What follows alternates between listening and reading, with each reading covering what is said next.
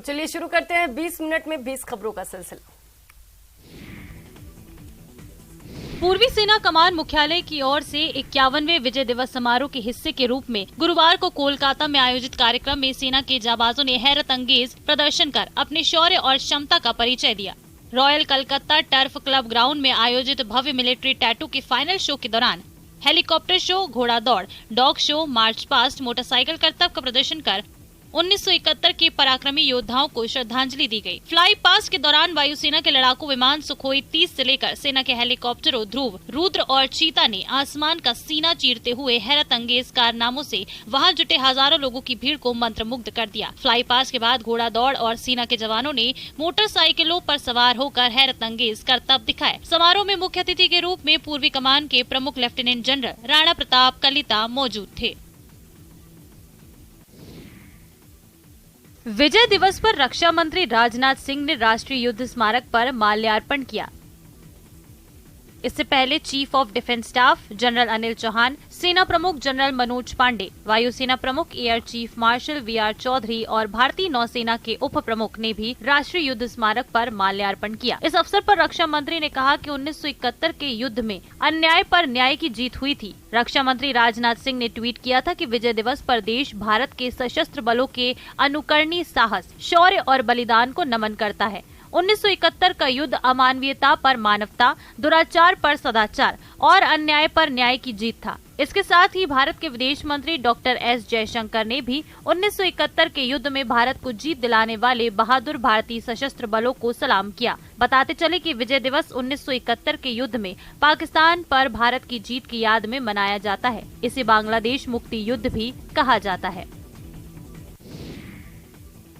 16 दिसंबर 1971 के युद्ध के 51 साल हो गए।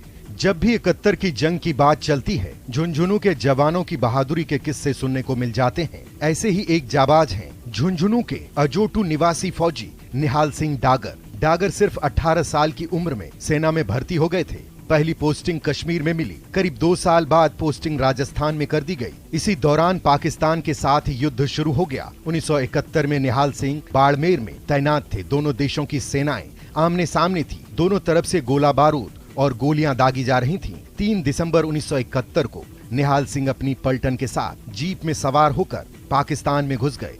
बॉर्डर से करीब 130 किलोमीटर के अंदर पाकिस्तान में डिप्लो रेलवे स्टेशन के निकट पहुंच गए। रेलवे स्टेशन से करीब 3 किलोमीटर पहले दुश्मन सेना के जवान 2 ट्रकों में भरकर सामने आ गए। तब पलटन के साथ मिलकर पहले ट्रक में सवार 8 जवानों को बंधक बना लिया। ऐसे में दूसरे ट्रक में सवार पाकिस्तानी जवान ट्रक से उतरकर टीले पर खेजड़ी के बड़े पेड़ के पास छुप गए। उनका पीछा करते हुए निहाल सिंह खेजड़ी के पास पहुंचे तो दुश्मन फौज के एक जवान ने पिस्टल से फायर कर दिया। निहाल सिंह बाल बाल बच गए, लेकिन दूसरे ही पल निहाल सिंह ने स्टेन गन से फायरिंग शुरू कर दी और पाकिस्तानी फौज के 24 जवानों को मौत के घाट उतार दिया। अरुणाचल प्रदेश के तवांग में चीनी सैनिकों से झड़प के 7वें दिन भारत ने अपनी सबसे ताकतवर मिसाइल अग्नि 5 का सफल परीक्षण किया। एटमी ताकत वाली इस मिसाइल ने 5000 किलोमीटर दूर जाकर अपने टारगेट को सफलतापूर्वक ध्वस्त किया। अब पूरा एशिया, आधा यूरोप, रूस और यूक्रेन के साथ साथ राजधानी बीजिंग सहित पूरा चीन अग्नि 5 की रेंज में आ गया है। इस टेस्ट की टाइमिंग ही नहीं, खूबी भी बेहद खास है। दरअसल नई टेक्नोलॉजी और उपकरणों के साथ ये टेस्ट किया गया है। नए रूप में मिसाइल पहले की तुलना में काफी हल्की होगी। डिफेंस सोर्सेज के हवाले से बताया गया है कि इस ट्रायल ने साबित कर दिया है कि अगर जरूरत हुई तो अग्नि 5 की मारक क्षमता बढ़ाई जा सकती है। देश की सबसे ताकतवर मिसाइल अग्नि 5 भारत की लंबी दूरी की सतह से सतह पर मार करने वाली बैलिस्टिक मिसाइल है, जो 5000 किलोमीटर दूर दुश्मन के ठिकाने को तबाह करने की ताकत रखती है। इस रेंज में पूरा चीन आ जाता है। कुछ रिपोर्ट्स में दावा किया गया है कि ये 8000 किलोमीटर तक मार कर सकती है।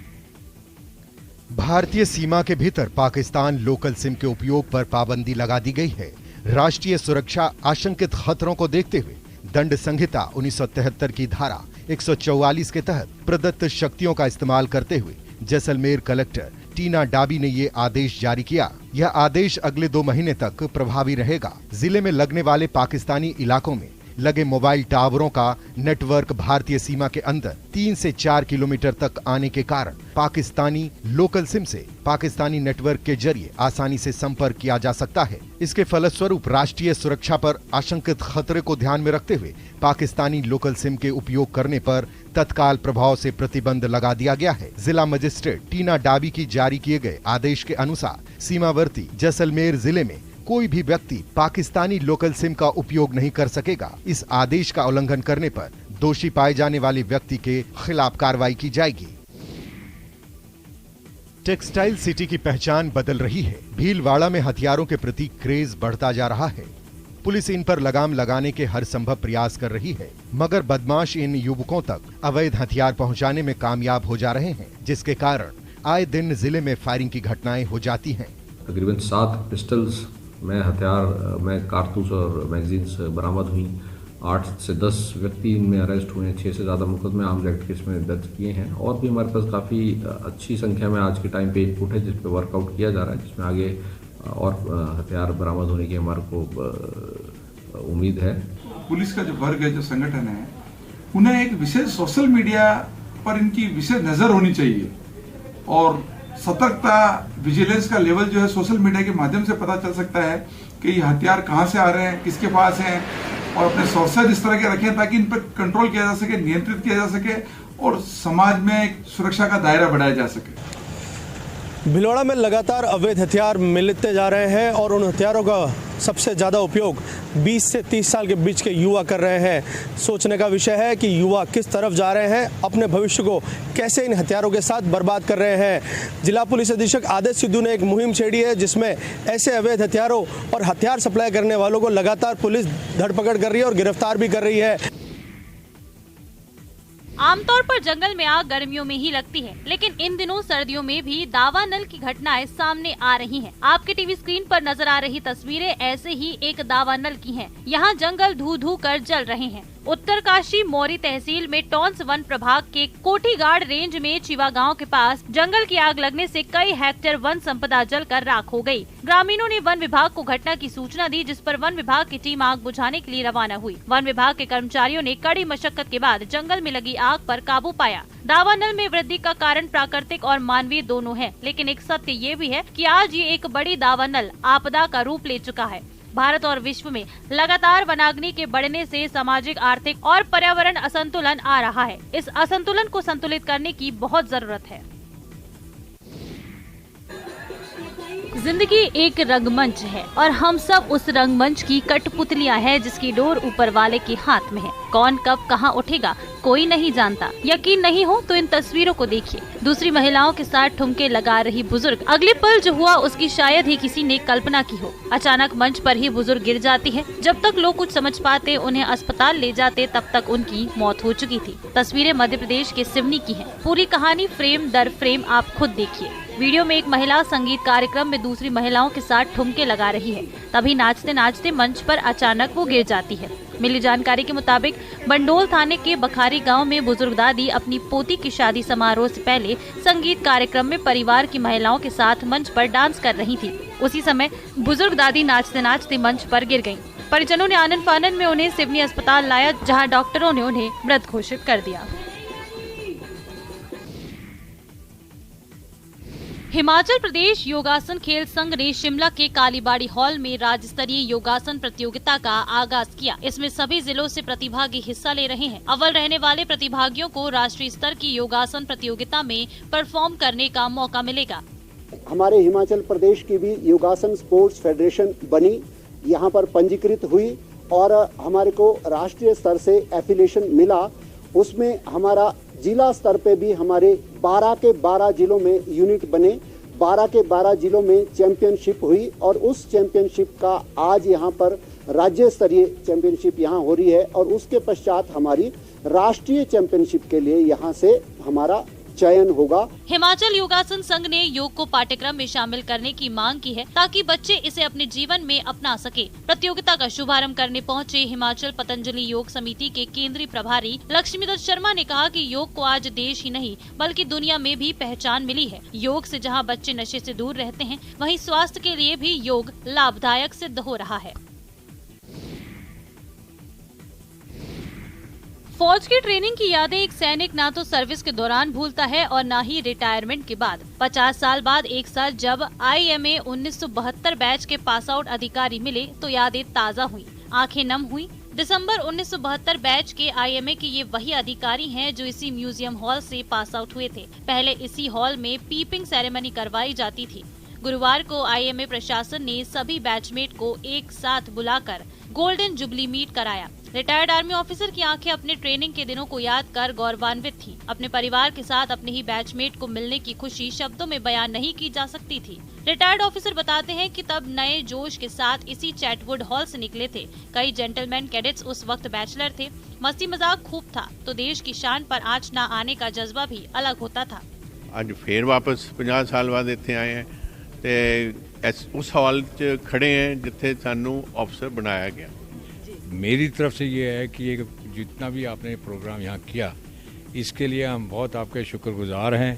My husband was first in order of merit, gold medal and sword of honor, and he was the direct entry. Till today, his record has not been broken in games or in studies. 50 साल बाद अपने दोस्तों से मिलने की खुशी और पुरानी यादों को ताज़ा करने का अनुभव अपने आप में खास था और इस कैंपस में मिली सीख को आज भी उसी जज्बे के साथ वो फौजी अपने जीवन में आत्मसात कर रहे हैं। पिथौरागढ़ उत्तराखंड का सबसे बड़ा पहाड़ी शहर, लेकिन बिना प्लानिंग के बने इस शहर में अब कई दिक्कतें आने लगी हैं। सीवर से लेकर ट्रैफिक तक की समस्याओं से यहाँ के लोग आए दिन जूझते रहते हैं। यही नहीं, शहर इस कदर भर गया है कि कुछ नया प्लान करना भी आसान नहीं है। हालात तो ये हैं कि कुछ मोहल्लों में पैदल रास्ते तक बनाना असंभव हो गया है। ऐसे में अब नए पिथौरागढ़ की खासी जरूरत महसूस हो रही है। शासन ने पिथौरागढ़ को उन शहरों में शामिल किया है जहाँ न्यू सिटी बनाई जानी है। सब कुछ ठीक ठाक रहा तो पिथौरागढ़ में एक नया शहर वजूद में आ सकता है। नैनीसैनी एयरपोर्ट के करीब 77 हेक्टेयर जमीन में प्लानिंग के साथ न्यू सिटी बनाने की कवायद हो रही है। यही नहीं, चिन्हित जमीन का सर्वे भी पूरा हो गया है। प्लानिंग डिपार्टमेंट से कुछ टीम आई थी यहाँ कि उनका कथन ये था कि उन्होंने जो मैप देखा या जो भी पिथौरागढ़ का व्यू देखे उसमें उनको एक नैनीसैनी के आसपास जो अच्छा पॉइंट मिला उसको देख करके एक न्यू सिटी प्लान करने के डायरेक्शन शासन ने उन्हें दिए थे। शहर को सुंदर बनाने की दिशा में लगातार किए जा रहे कामों के चलते बरेली शहर की एक सुंदर तस्वीर देखने को मिल रही है। लंबे समय से खाली पड़े कलेक्ट्रेट के पास बनी पुरानी जिला जेल में अब लाइट एंड साउंड शो दिखाया जा रहा है। बरेली जिला जेल की ये 4 दीवारियां अब क्रांतिकारियों की गौरव गाथा का बखान कर रही हैं।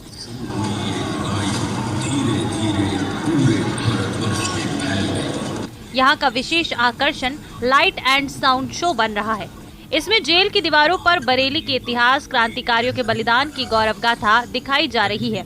बरेली स्मार्ट सिटी प्रोजेक्ट के तहत तैयार हुए लाइट एंड साउंड शो के निर्माण पर 7 करोड़ 18 लाख रुपए खर्च किए गए हैं।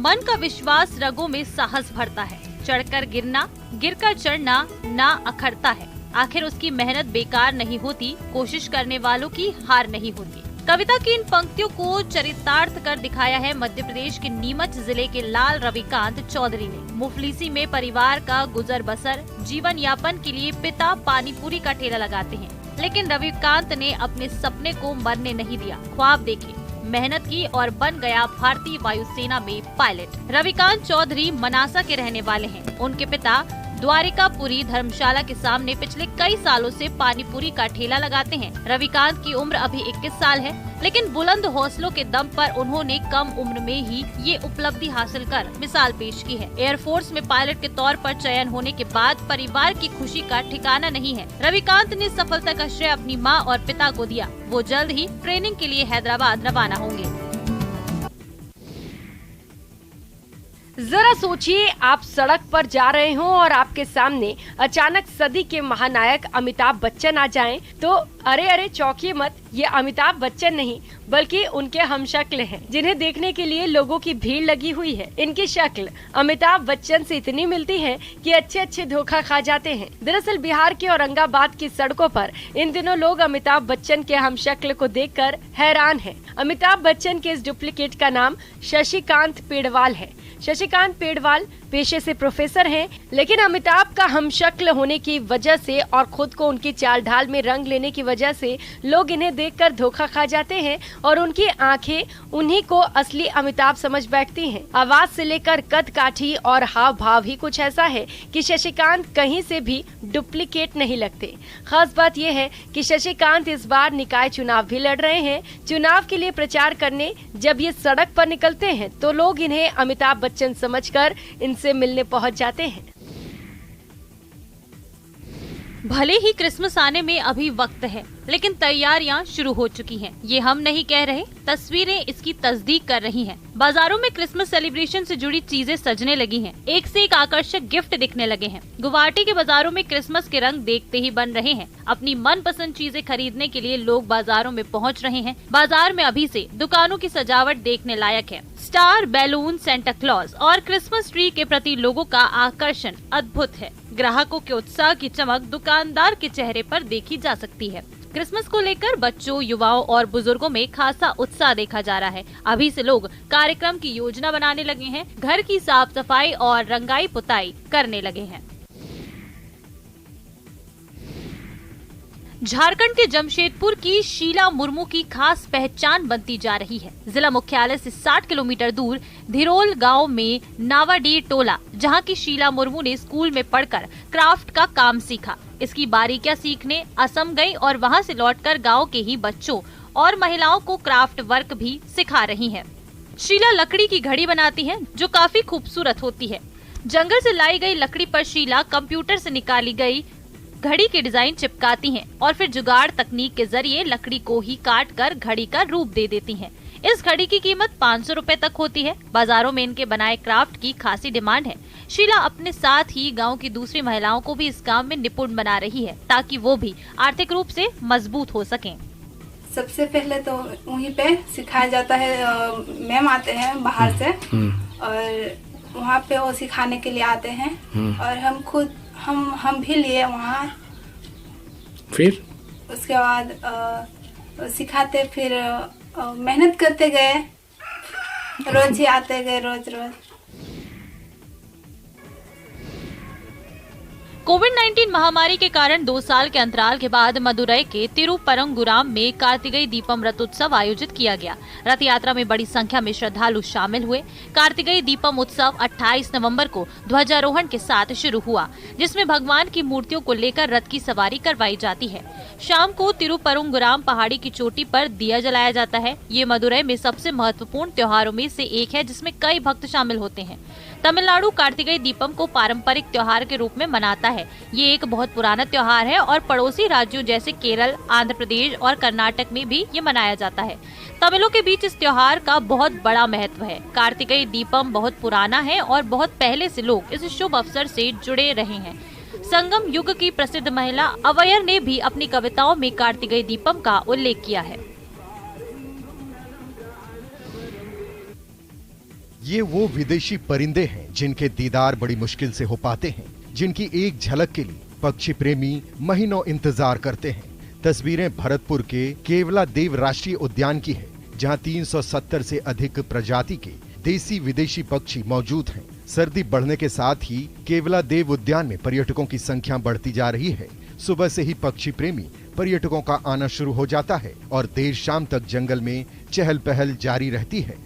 इस वक्त मैं मौजूद हूँ नेशनल पार्क में ही। यहाँ पर जो कुछ पर्यटक बाहर से आए हुए हैं और वो इस केवलादेव नेशनल पार्क में जो है पक्षियों को देखने का जो नज़ारा है उसे देख रहे हैं। उनसे बात करेंगे कि यहाँ का कैसा अनुभव रहा, किस तरह की चीज़ें आपने देखी। कहाँ से आए हैं मैम आप?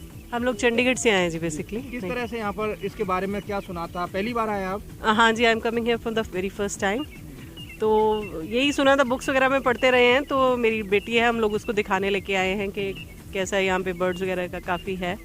माइग्रेटरी बर्ड्स यहाँ पे आते हैं। असम की संस्कृति और पहचान गमोचा या गमछा को आखिरकार जियोग्राफिकल इंडिकेशन यानी कि जीआई टैग मिल गया है। केंद्रीय वाणिज्य और उद्योग मंत्री पीयूष गोयल ने ट्विटर पर ये जानकारी दी। गमछा को GI टैग मिलने पर खुशी जताई और ग्लोबल मैप पर पूर्वोत्तर की पहचान को लाने के लिए इसे ऐतिहासिक कदम बताया। खास बात तो ये है कि गमछा को ये टैग दिलाने के लिए पहला आवेदन 5 साल पहले दिया गया था। गमोचा या गमछा लाल बॉर्डर और अलग अलग डिजाइन और मोटिव्स के साथ कपड़े का हाथ से बुना हुआ एक बड़ा स्कार्फ या दुपट्टा होता है, जिसे बड़ों और मेहमानों को असम के लोग सम्मान के तौर पर भेंट करते हैं। ये असम में सभी सामाजिक और धार्मिक इवेंट्स का एक अभिन्न अंग है, जो असम की संस्कृति को शोकेस करता है। बता दें कि GI टैग मुख्य रूप से एक निश्चित भौगोलिक क्षेत्र में होने वाले कृषि, प्राकृतिक या बनाए जा रहे प्रोडक्ट, हैंडीक्राफ्ट और इंडस्ट्रियल वस्तुओं को दिया जाता है। उत्तरकाशी के ग्राम पंचायत जिपिया में 152 साल बाद फिर से सेम नागराजा भगवान अपने पिछवा पर प्रकट हुए। इस मौके पर ग्रामीणों ने मंदिर का नव निर्माण कर विधि विधान से पाठ पूजा का आयोजन किया। इस पूरे क्षेत्र में नागराज देवता में अटूट आस्था है, जिसके चलते ग्रामीणों ने 2 दिवसीय मेले का आयोजन किया और देव डोली के साथ खूब झूमते हुए नजर आए। मेले में ग्रामीण श्रद्धालुओं ने देव डोली को अपने हाथों और कंधों पर खूब नचाया। इस मौके पर अपने इष्ट से अपने परिवार और क्षेत्र की खुशहाली की कामना की। आज जो हमारे गांव के सभी लोग, सब सारे पूरे परिवार, सब लोग आए आयोजन में आए और जो अच्छे ढंग से मेला बनाया गया। मान्यता है कि द्वारिका में डूबने के बाद भगवान श्री कृष्ण देवभूमि उत्तराखंड में नागराज के रूप में प्रकट हुए थे। टिहरी जिले में स्थित सेम सुखेम नागराजा मंदिर में नागराज के साक्षात दर्शन होते हैं। लोगों का कहना है कि द्वारिका डूबने के बाद भगवान श्री कृष्ण यहाँ नागराज के रूप में प्रकट हुए थे, तभी सेम मुखेम में श्रद्धालुओं का तांता लगा रहता है। 20 मिनट 20 खबर में फिलहाल इतना ही। नमस्कार।